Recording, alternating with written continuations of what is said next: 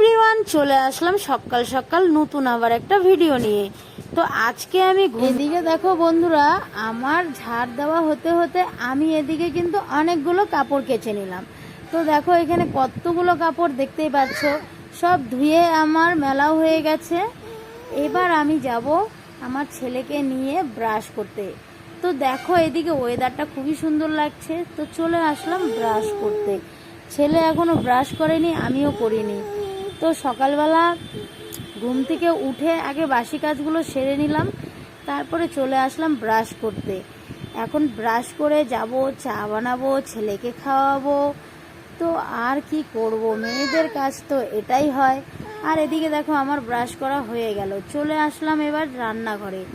সকালের টিফিন মানে আমি টিফিন বলতে কি করব, ছেলেকে আগে দুধ বিস্কুট খাইয়ে দিই, তারপরে আমি আমার চাটা গ্যাসে বসিয়ে দিয়ে ওকে খাওয়ানো হয়ে গেছে আমার। আর এদিকে আমার চাটা বানিয়ে নিলাম। দেখো চাটা খুব সুন্দর হচ্ছে। আমি কিন্তু রোজ সকালে চা খাই, আমার চা না হলে তো চলেই না সকালটা, আর সকালটা আমার শুরুই হয় না।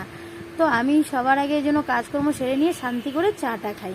তারপরে এদিকে দেখো ওরা সব ঘুমিয়েছিল, আর আমার পুকুসোনা এত জ্বালাতন করছিল। এই যে দেখো আমার পিছে পিছে আমি ক্যামেরা করছি, ও আমার পিছে পিছে আসছে। আর ওর বাবাকে দেখলো বাইরে চলে যেতে, ব্যাস এখন ও বাইরে যাবে। একটা শুধু ছুতো না চাই। থেকে উঠেই শুরু করে দিলাম কাজকর্ম। তো আজকে আগে উঠানটা ঝাড়লাম। উঠান তো নেই আমার, যাই হোক ছাদ, তো আমি ওটাকে উঠানই মনে করি। আর এদিকে উঠান ঝাড়া হয়ে গেল, তারপরে চলে আসলাম বাসন মাজতে। কালকে রাত্রে বাসন মেজে রাখিনি, তাই সকালবেলা উঠে বাসি বাসনগুলো মাজতে হলো। আর আমি রোজ রাত্রেই বাসন মেজে রাখি, কিন্তু কালকে ইচ্ছা করছিল না, কিন্তু সেই জন্য আমাকে সকালেই মাজতে হলো। আর আমি অনেকগুলো কাপড় ভিজিয়ে রেখেছি, তো আমাকে সেই কাজগুলো করতে হবে। তার মধ্যে আজকে সানডে, সবাই জানো তো আমাদের বাঙালি পরিবারে তো সানডেতে সবারই ভালো মন্দ কিছু রান্না বান্না হয়, খাওয়া দাওয়া। তো এখন আমাদের ঘরে সবাই ঘুমোচ্ছে, কেউ উঠেনি। বাজে এখন 5টা। আমি 5টায় ঘুম থেকে উঠে সমস্ত কাজগুলো সেরে নিলাম, মানে বাসি কাজগুলো সেরে নিলাম। আমার ছেলেও আজকে ঘুমোচ্ছে। তো দেখো তোমাদের সাথে কথা বলতে বলতে বাসন মাজাও হয়ে গেল, উঠান ঝাড়াও হয়ে গেল, এদিকে আমার কাপড় ধোয়াও হয়ে গেছে। তো এখন আমি কাপড়গুলো মেলে দিচ্ছি।